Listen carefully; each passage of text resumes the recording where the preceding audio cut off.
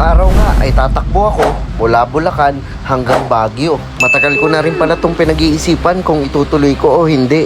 Pero ngayon, buo na ang loob ko na takbuhin ang Bulacan hanggang Baguio. Pero bago yan, ipapakita ko muna sa inyo kung gaano kalayo ang tatakbuhin ko mula Bulacan hanggang Baguio. At yan guys, magsisimula tayo sa Pandi, Bulacan, dadaan tayo ng Pampanga, Tarlac, papuntang Pangasinan hanggang Baguio. At sigurado ako 10 araw bago ako makarating dito.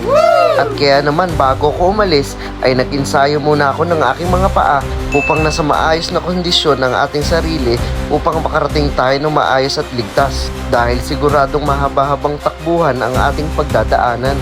Ngunit habang nag-iensayo ako ay biglang sumakit ang aking mga paa.